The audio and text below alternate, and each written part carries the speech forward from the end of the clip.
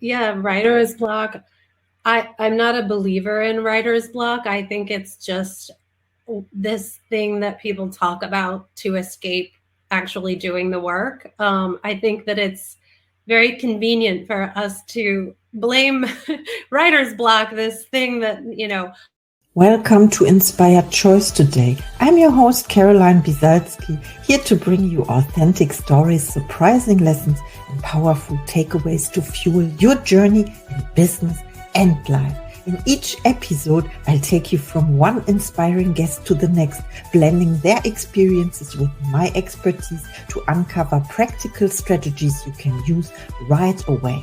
Whether you're starting out or stepping up, stay tuned for insights and actionable tips that make a difference. And stick around until the end for a special freebie just for our listeners.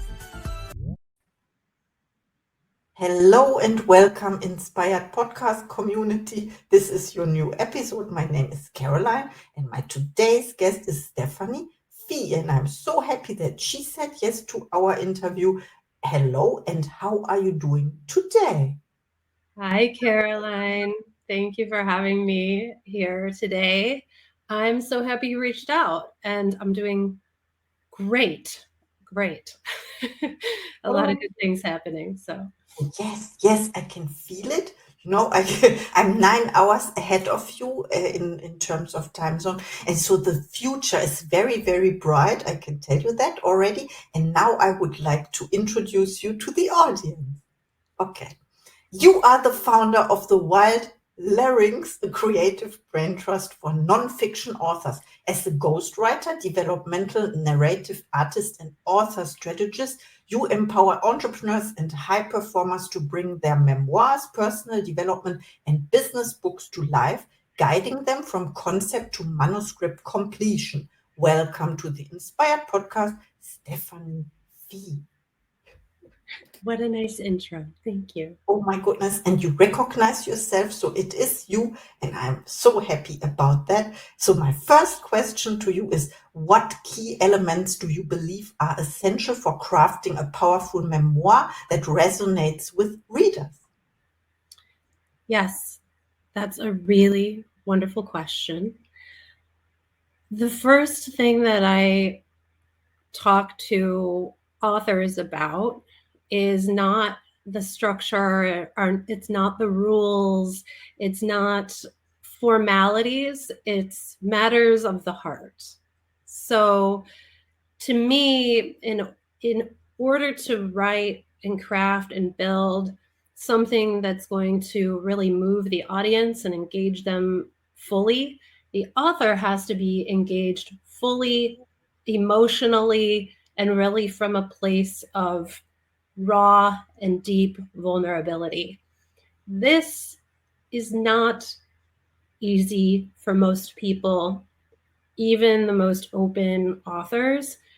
Having someone help them go deeper, think not about the audience while they're sharing their story with me while we do narrative sessions, but to think about their story and their feelings and embodying that story and really forget all the business or how many books are going to be sold or any of that stuff, to leave that behind and fully focus on the depth at which they'll tell the story.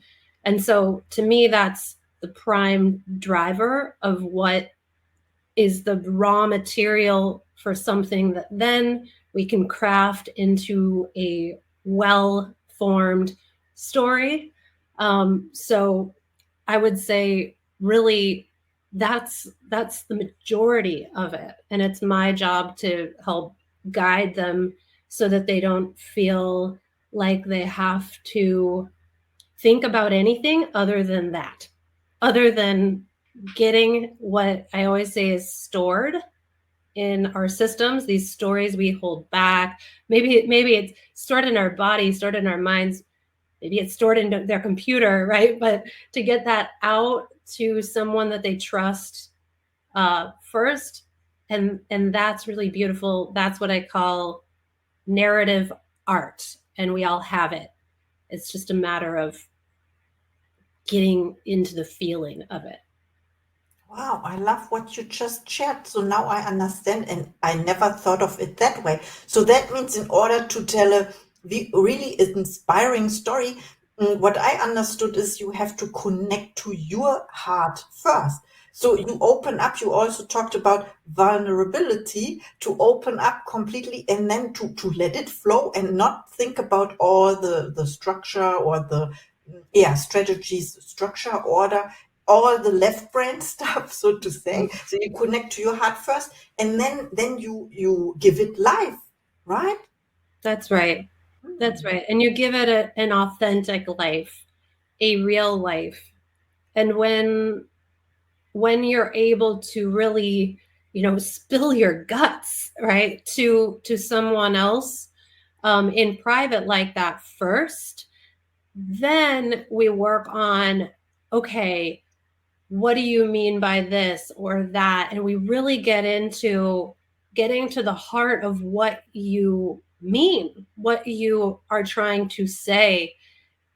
But first, it starts with not having to worry about how you say it and just telling me in this place of trust or a partner that you choose, then really massaging out what you mean and how you want that message to move out into the world. But again, more from a place of yourself and less of a place of trying to think too hard about the audience, because that can block, in my experience, that blocks people from full expression because it makes us nervous, right? I think part of writer's block is just worrying what other people think, right? And when we get out of that and release ourselves from that, first in private is very nice because it's a protective, space that you're not judged in that space. You get to work out all these stories and find your voice in the process. So yes, very important. Yes, okay. This is also what I witnessed when when I wrote when I jumped into a book project. It was un unplanned, so to say. I just said yes, and the order or the assignment was write 2,000 words, so one chapter, and I thought, okay, I can do this. I have time. But the whole process of discovering the story and letting it flow and allowing also to, and what you said is so important about the judgment and not being distracted, so to say, what other people think about or what the future reader will think about you, because you don't know what the future reader is like yet. That's right. That's right. And you're not speaking to everyone, right? You're speaking to a set audience. And when you get those people who really resonate with you and your story, you have a message that can be very expansive. I think you lose that core audience when you try to make it, too many authors will try to please everyone, or they're afraid to say what they really want to say because they don't want to turn anyone off, quote unquote, right? I think the moment you turn people off is the moment you turn the right people on.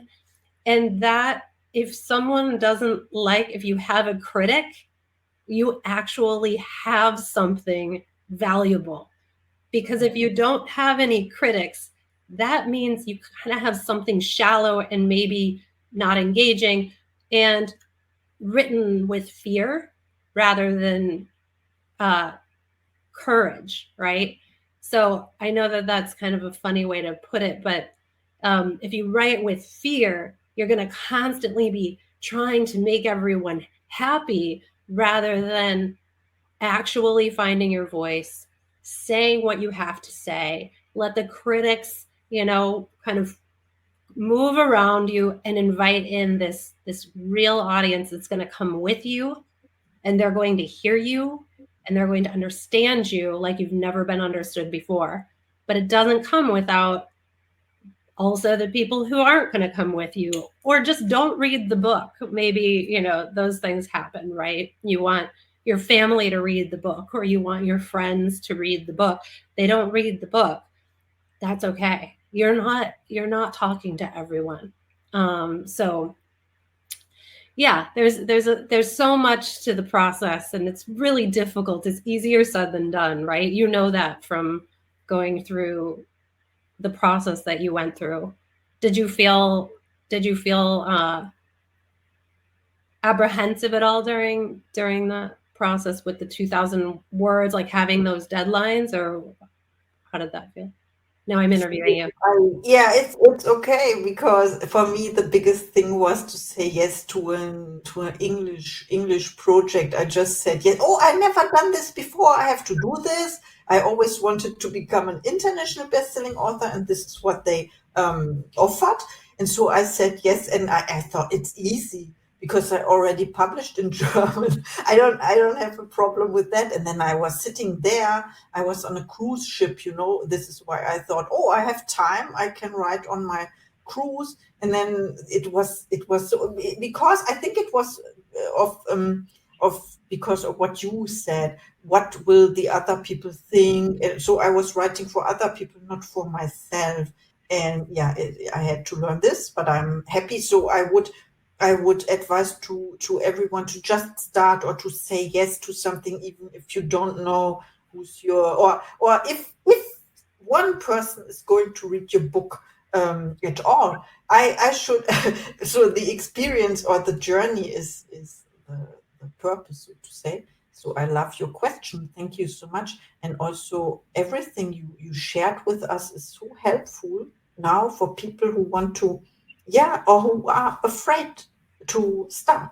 Yes, just start. And of course, I have another question for you. It is, how do you help entrepreneurs translate their personal stories into impactful non-fiction books? This is a great challenge that I'm tasked with. I've been tasked with often. So the interesting thing about entrepreneurs is that they come with their stories and their ideas, and they're usually very fired up about that. Like they're really happy and thrilled to be putting this book together. Soon after we start the personal story aspect, which I will say, not every book has a lot of the author's personal stories. Maybe it's instead stories of, you know, people that they've served somehow in their company, or and some have more. It kind of depends on, you know, the story, right? Maybe actually the stories of their clients or case studies or something is more appropriate and more appealing and more engaging in the context of their business book. So that's one aspect. But when they integrate their personal stories, there's a point of friction where the thing that comes up is, am I talking about myself too much? Do I sound, you know, everyone's using the word narcissist, and do I sound like I have too big of an ego? You know, those kinds of things. And I tell them exactly what I talked to a memoir client about, exactly what we just talked about with, if you go deep and you share from a place of creating value for yourself in getting this story out, it will make a difference in your business. People will connect with you on a whole different level. The other part of business books is that it's not the same storytelling. It's not the same stories that will be told as in a personal memoir necessarily. Maybe there's some slight crossover, but more than likely you're probably not going to share, you know, certain very intimate things, right, with at home or something that would be shared in a memoir. You might share a little bit of that, but what you might share are your stories with building your business and how difficult it was, as an example, or how you went broke and had nothing before you know, catapulted to success. So it's not, it's a courage gap is what I call it. So I'm like, you're just going through this period of self-doubt, which entrepreneurs are very courageous people, very adventurous people. Part of that is because they're usually also trying to prove something, right? Like they're very high performing, and so here it's like you don't have to prove anything because you've already done so much. So what we have to do is get you to a place of creating a movement with your story, not a prove, not a prove book. If a prove book, people will read it and they will be like, this person just wants to talk about how great they are. That gets boring, makes the reader feel a bit like they are never going to be able to be like this person, and it's not really the best look, I think. So when you do it with the act of service to yourself, that translates into the audience.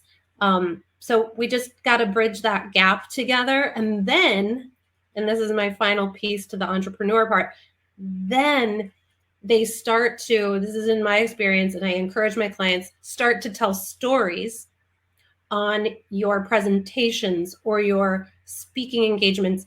Get up, start with a story, and see how that translates, the otherwise boring presentation where people then come up to you at the end and say, I didn't know about it, but that was a great story. This helps give them proof and evidence that, in fact, when they tell stories, this is very useful, and it gives them credibility in a different way than their expertise gives them, because people will trust you, like you, see you as a whole person. That's also very nice for them because they no longer have to only be the CEO. They can also be seen, the scene CEO, right? Fully. So yeah. So that's how I help them work through that. Wow, I absolutely love this. Thank you so much for sharing. And I never heard this before. Create value for yourself. I mean, this is so logical as well. Of course, I heard about write the book for yourself, or yeah, like not thinking about the readers, of course, and this as a concept. But create value is is something different. And when you talked about the entrepreneurs as well, what I heard was when they write a book intentionally to, yeah, about their business as like a marketing book or something, then someone told me recently that only 10 pages are read by Mm-hmm. the buyers, or when you give it to someone, we don't know, only 10 pages. So when I imagine your work telling the real story or being authentic, or they are authentic, then telling the whole story as well, and then when it is like, yeah, nice to read, then you will finish it as well, right? Yes. Yeah. Yes. Mhm. Yeah. Wow, it's so amazing. Thank you so much. I have to re-listen to this episode again. There were so many nuggets already. And of course, I have another question for you. What common challenges do authors face when developing their manuscripts, and how do you help them overcome these hurdles? And we talked about the writer's blockages already. Blocks. Yeah. Writer's block. I'm not a believer in writer's block. I think it's just this thing that people talk about to escape actually doing the work. I think that it's very convenient for us to blame writer's block, this thing that, I mean, there's science behind some of the aspects of how the brain will works in terms of writing and creative flow and things like that. So I'm not countering that, but what I'm saying is the more we talk about it, the more it becomes a problem. So I don't talk about that with authors. I talk about how we're going to create this work together. Um, Courage is a big deal. Vulnerability. There's different parts of the process. The starting out, I only work with people who are what I call ready. What does that mean? They're going to write this book come, whatever comes in their way, they are going to write this book, even if they're scared, even if they're worried about the outcomes. We'll work through all of that. But I work with people who are fired up and they're ready. I don't talk anyone into writing their book because it has to be an act of like it's just got to be self-directed act first. That's how I work. Then if they're in that mindset, any challenge, which they will come, they will get through any challenge, and we can work together to make sure they have peace of mind. So sometimes it's how does this process work? What are all the elements of being an author? Well, if I told you that in one full swoop, you'd probably be completely overwhelmed. So I work through, and it depends on how they want to publish their book. Which route do they want to take? What kind of a book are they creating?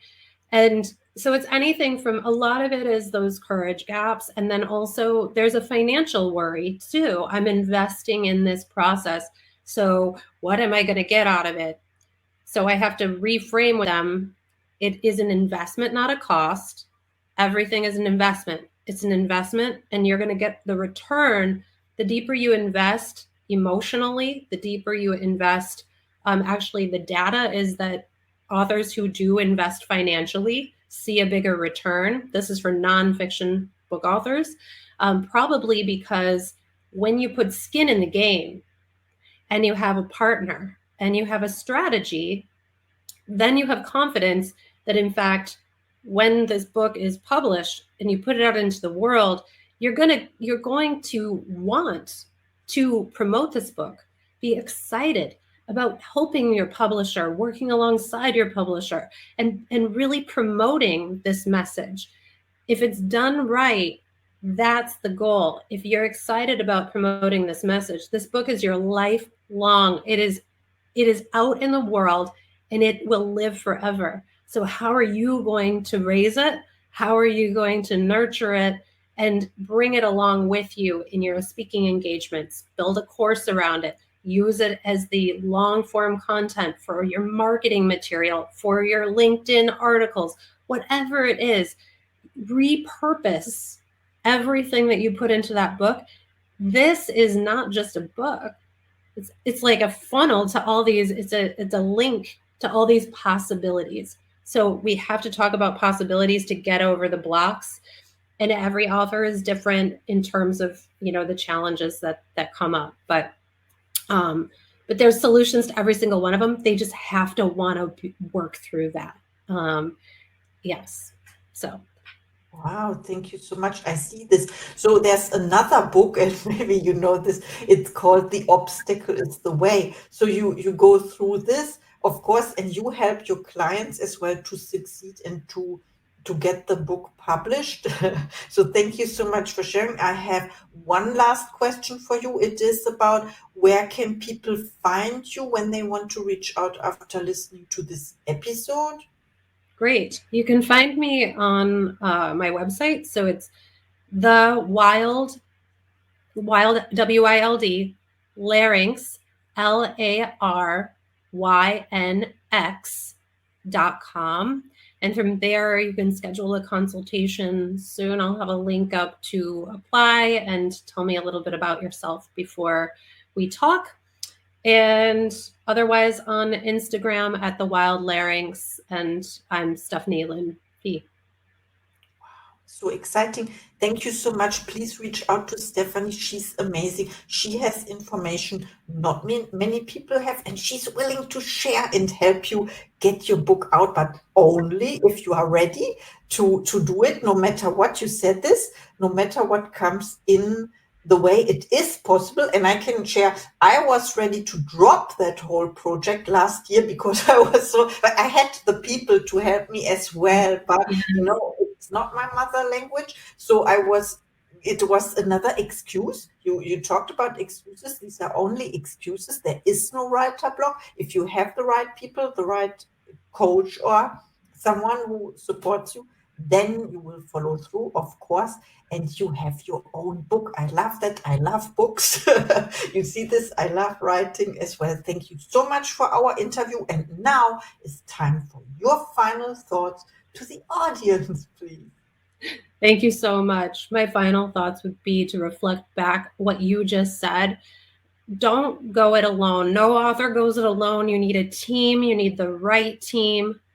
Interview people, make sure they're the right team, look up the questions to ask, and be diligent about who you choose, and really like tune into what you feel, but also check them out and make sure that where your money goes, the energy and the work is going to flow. That is super important, but don't go it alone, because then your book is just going to stay stored in your body, and otherwise you get to get it out into the world. So thanks for mentioning that. I think that's really important. Thank you. It was a great interview. Thanks for having me. And see you in the next episode. Thank you for listening to Inspired Choice today. I'm thrilled to have you on this journey of growth and transformation. Don't forget to hit follow or subscribe to stay connected and never miss an episode. And here's something special. Grab your free 20-minute breakthrough session with me. It's designed to help you kickstart or level up your business. Just check out the show notes for more. Until next time, keep making those inspired choices, and see you in the next episode.